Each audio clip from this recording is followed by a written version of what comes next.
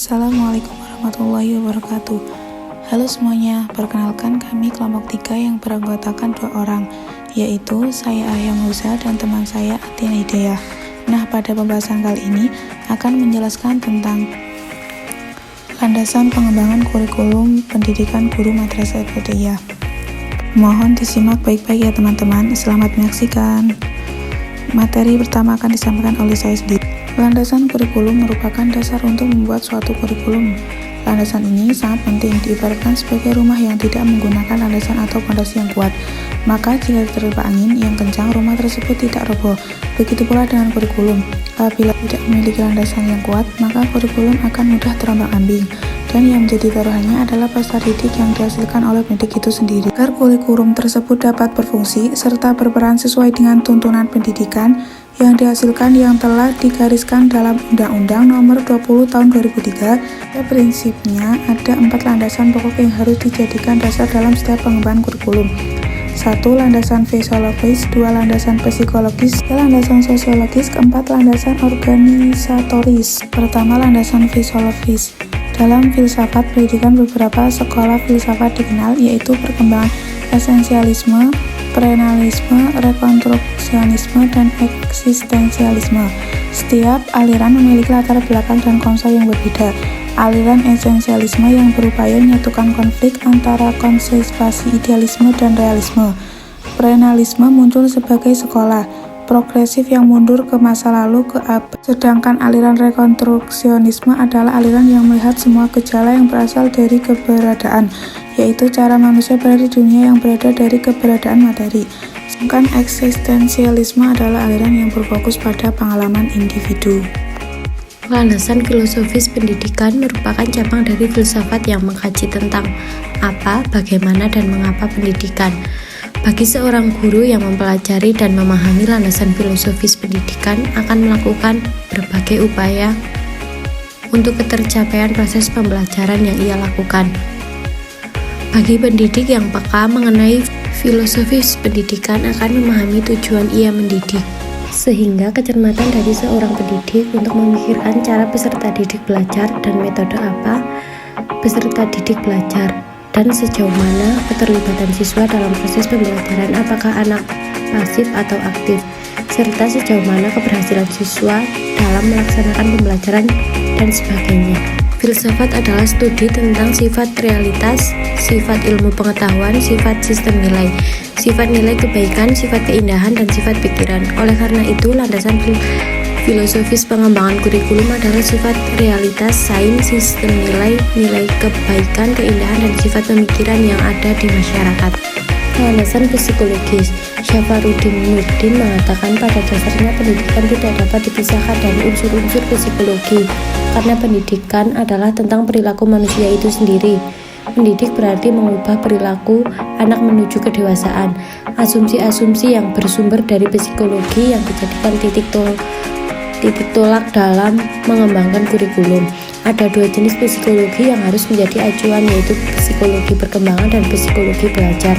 Psikologi perkembangan mempelajari proses dan karakteristik perkembangan peserta didik sebagai subjek pendidikan. Sedangkan psikologi belajar mempelajari tingkah laku peserta didik dalam situasi belajar. Ada 3 jenis teori belajar yang mempunyai pengaruh besar dalam perkembangan kurikulum, yaitu teori belajar kognitif, behavioristik, dan humanistik. Belajar psikologi adalah studi tentang perilaku individu dalam konteks pembelajaran. Pelajar psikologi meneliti sifat belajar dan teori-teori belajar, serta sebagai aspek perilaku individu lainnya dalam belajar yang dapat dipertimbangkan serta pengembangan kurikulum yang mendasarinya. Selanjutnya, landasan sosiologis. Apa yang menjadi alasan mengapa pengembangan kurikulum harus dilandaskan pada faktor sosiologis? Hal ini dikarenakan peserta didik merupakan individu sosial yang erat kaitannya dengan interaksi di lingkungan sosial sekitarnya, berupa masyarakat.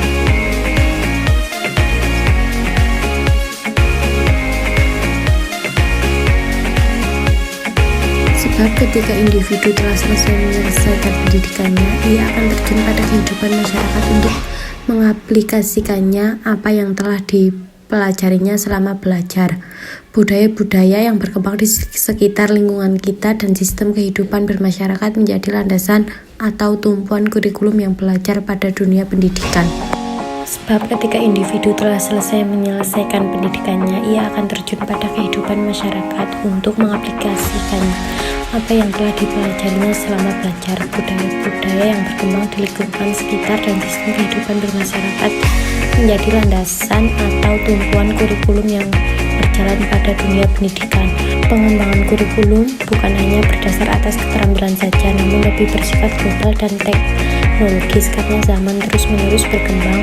Perubahan budaya dan nilai sosial yang terus terjadi menjadi pertimbangannya, di mana sekarang kebutuhan masyarakat mengalami banyak perubahan.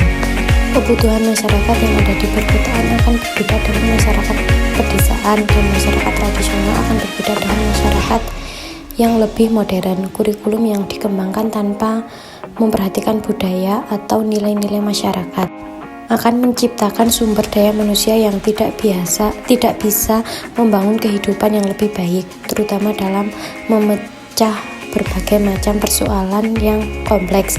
Lulusan yang berkualitas dan memahami persoalan masyarakat dan memberikan jalan keluar yang solutif. Selanjutnya, landasan organisatori dalam menyusun kurikulum dilakukan secara menurut SKAPO.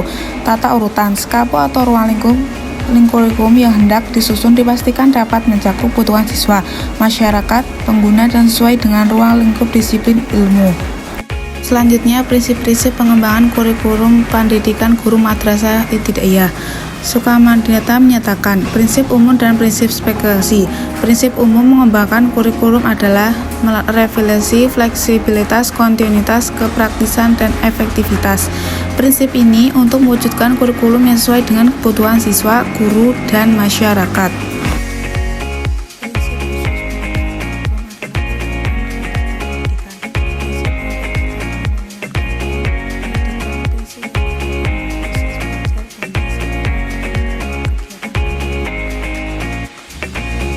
Prinsip pengembangan kurikulum dalam meningkatkan kualitas pembelajaran. Pengembangan kurikulum ini menggunakan prinsip-prinsip yang telah berkembang dalam kehidupan sehari-hari yang menciptakan prinsip-prinsip baru.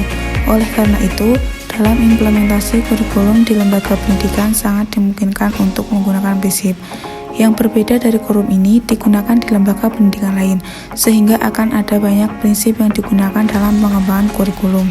Menurut Hermawan Sudrajat menyerahkan 5 prinsip dalam pengembangan kurikulum. Yang pertama, prinsip relevasi. Prinsip relevasi secara internal, kurikulum memiliki relevasi antara komponen kurikulum, yaitu tujuan, bahan, strategi, organisasi, dan evaluasi. Sedangkan secara eksternal, komponen memiliki relevasi dengan tuntunan sains dan teknologi atau relevansi epistemologis, tuntunan dan potensi siswa atau relevansi psikologis, serta tuntunan dan kebutuhan pengembangan masyarakat atau relevansi sosiologis. Maka dalam membuat kurikulum harus mempertahankan kebutuhan lingkungan masyarakat dan siswa di sekitarnya, sehingga nantinya akan bermanfaat bagi siswa untuk berkomentasi di dunia kerja yang akan datang. Realitanya, prinsip di atas memang harus betul diperhatikan, karena akan berpengaruh terhadap mutu pendidikan. Dan yang tidak kalah penting harus sesuai dengan perkembangan teknologi sehingga selaras dalam upaya membangun negara.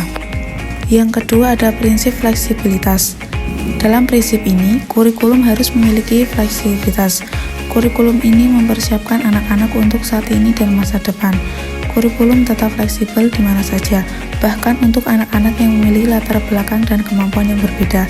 Pengembangan kurikulum masih bisa dilakukan kurikulum harus bisa menyediakan ruang untuk memberikan kebebasan bagi pendidik untuk mengembangkan program pembelajaran. Selanjutnya, prinsip kontinuitas adalah kesinambungan, baik secara vertikal maupun secara horizontal. Pengalaman belajar yang disediakan kurikulum harus memperhatikan kesinambungan, baik yang di dalam tingkat kelas atau antar jenjang pendidikan maupun antar jenjang antar pendidikan dan jenis pekerjaan. Sedangkan fleksibilitas adalah kurikulum yang dikembangkan tidak kaku dan memberikan kebebasan pada guru maupun peserta didik dalam memilih program atau bahan pelajaran, sehingga tidak ada unsur paksaan dalam menempuh program pembelajaran. Keempat, ada prinsip efisiensi. Dalam ranah pendidikan sangat penting dan bahkan vital dalam proses pembelajaran. Ini mencakup segala hal dan perencanaan pembelajaran agar lebih optimal dan efektif. Dan terakhir adalah prinsip efektivitas, yaitu sejauh mana rencana program pembelajaran dicapai atau diimplementasikan. Dalam prinsip ini ada dua aspek yang perlu diperhatikan, yaitu efektivitas mengajar guru dan efektivitas belajar siswa. Aspek mengajar guru, jika masih kurang efektif dalam mengajar bahan atau program bahan dalam mengembangkan kurikulum di masa depan, yaitu dengan mengadakan pelatihan, workshop, dan lain-lain. Sedangkan pada aspek efektivitas belajar siswa perlu dikembangkan kurikulum yang terkait dengan metodologi pembelajaran sehingga apa yang sudah direncanakan dapat tercapai dengan metode yang relevan dengan materi atau materi pembelajaran. Sekian materi tentang landasan pengembangan kurikulum. Semoga bisa memahaminya dan semoga materi kali ini bisa bermanfaat buat kita semua. Terima kasih. Wassalamualaikum warahmatullahi wabarakatuh.